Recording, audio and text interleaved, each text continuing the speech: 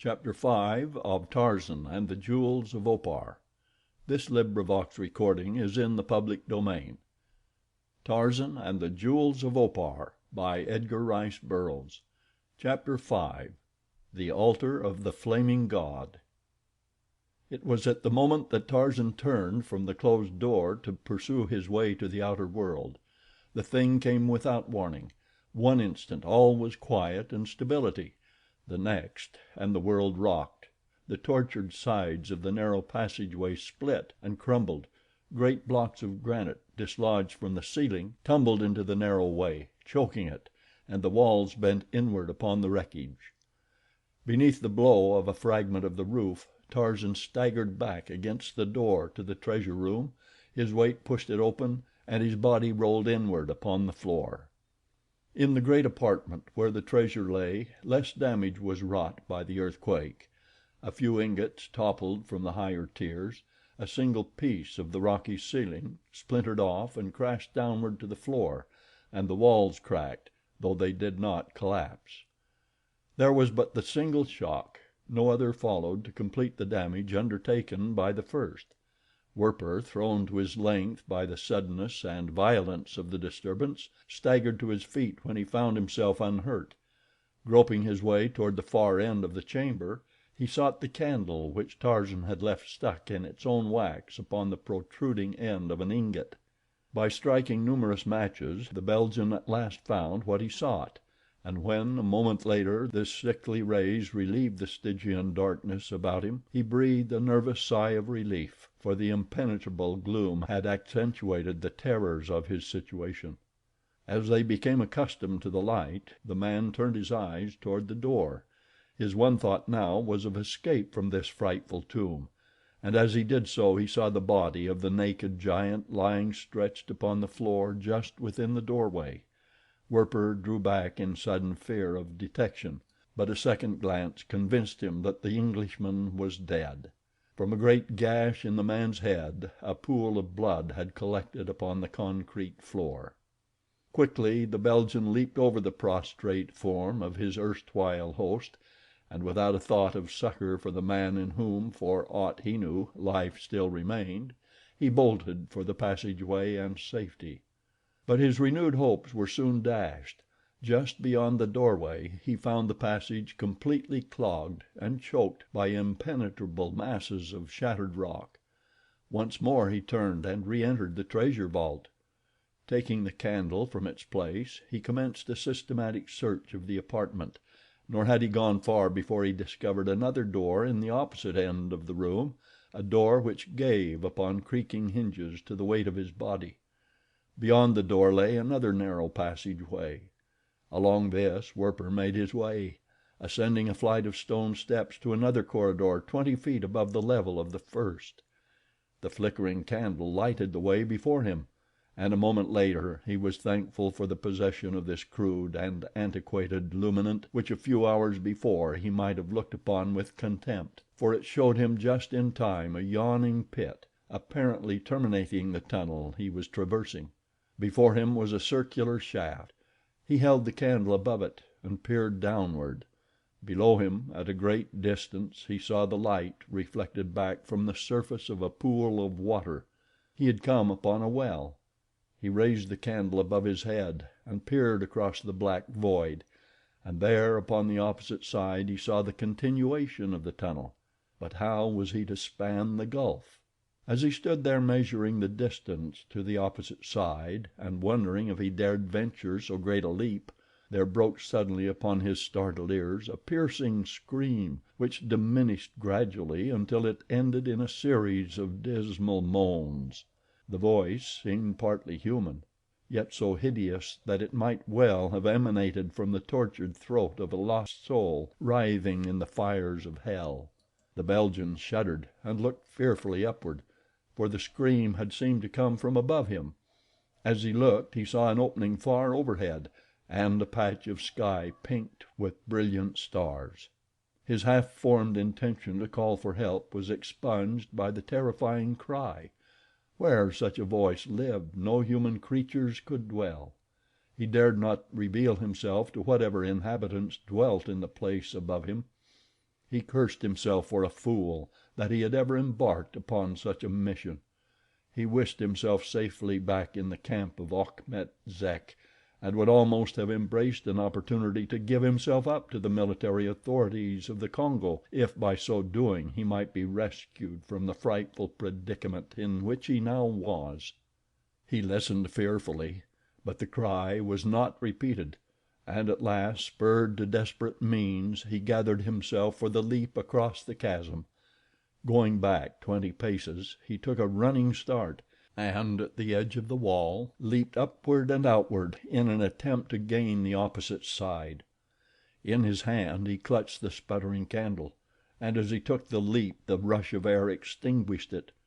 In utter darkness he flew through space, clutching outward for a hold should his feet miss the invisible ledge. He struck the edge of the door of the opposite terminus of the rocky tunnel with his knees, slipped backward, clutched desperately for a moment, and at last hung half within and half without the opening; but he was safe. For several minutes he dared not move, but clung weak and sweating where he lay.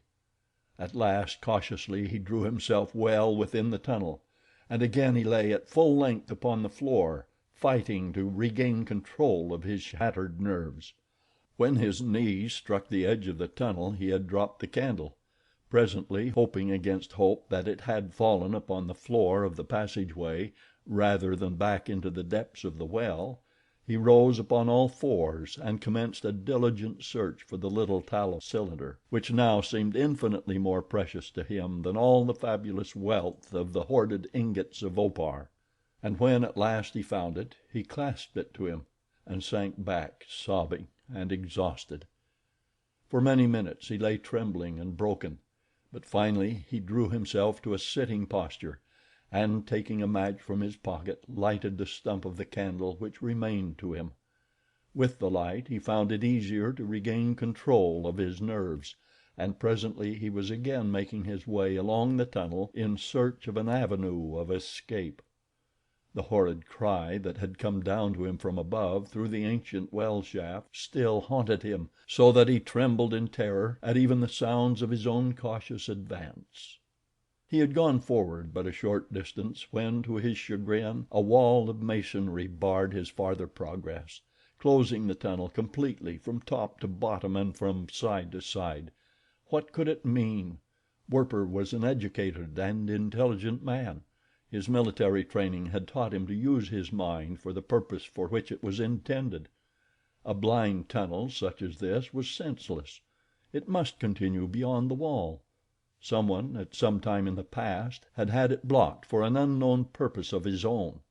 The man fell to examining the masonry by the light of his candle. To his delight he discovered that the thin blocks of hewn stone of which it was constructed were fitted in loosely, without mortar or cement. He tugged upon one of them, and to his joy found that it was easily removable. One after another he pulled out the blocks until he had opened an aperture large enough to admit his body. Then he crawled through into a large, low chamber. Across this another door barred his way, but this too gave before his efforts, for it was not barred. A long, dark corridor showed before him, but before he had followed it far his candle burned down until it scorched his fingers. With an oath he dropped it to the floor, where it sputtered for a moment and went out. Now he was in total darkness, and again terror rode heavily astride his neck. What further pitfalls and dangers lay ahead he could not guess, but that he was as far as ever from liberty he was quite willing to believe. So depressing is utter absence of light to one in unfamiliar surroundings. Slowly he groped his way along, feeling with his hands upon the tunnel's walls, and cautiously with his feet ahead of him upon the floor before he could take a single forward step. How long he crept on thus he could not guess, but at last, feeling that the tunnel's length was interminable, and exhausted by his efforts, by terror and loss of sleep, he determined to lie down and rest before proceeding farther. When he awoke there was no change in the surrounding blackness. He might have slept a second or a day, he could not know, but that he had slept for some time was attested by the fact that he felt refreshed and hungry. Again he commenced his groping advance; but this time he had gone but a short distance when he emerged into a room which was lighted through an opening in the ceiling, from which a flight of concrete steps led downward to the floor of the chamber. Above him, through the aperture, Werper could see sunlight glancing from massive columns which were twined about by clinging vines. He listened, but he heard no sound other than the soughing of the wind through leafy branches, the hoarse cries of birds, and the chattering of monkeys. Boldly he ascended the stairway, to find himself in a circular court. Just before him stood a stone altar, stained with rusty brown discolorations. At the time Werper gave no thought to an explanation of these stains. Later their origin became all too hideously apparent to him. Beside the opening in the floor, just behind the altar, through which he had entered the court from the subterranean chamber below, the Belgian discovered several doors leading from the enclosure upon the level of the floor. Above and circling the courtyard was a series of open balconies.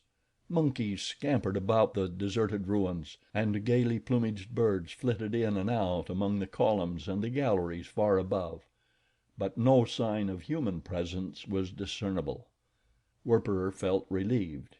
He sighed as though a great weight had been lifted from his shoulders. He took a step toward one of the exits, and then he halted, wide-eyed in astonishment and terror, for almost at the same instant a dozen doors opened in the courtyard wall, and a horde of frightful men rushed in upon him. They were the priests of the flaming god of Opar, the same shaggy, knotted, hideous little men who had dragged Jane Clayton to the sacrificial altar at this very spot years before.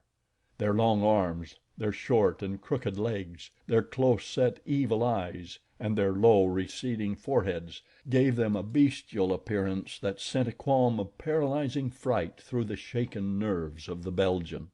With a scream he turned to flee back into the lesser terrors of the gloomy corridors and apartments from which he had just emerged; but the frightful men anticipated his intentions. They blocked the way. They seized him, and though he fell, groveling upon his knees before them, begging for his life, they bound him and hurled him to the floor of the inner temple.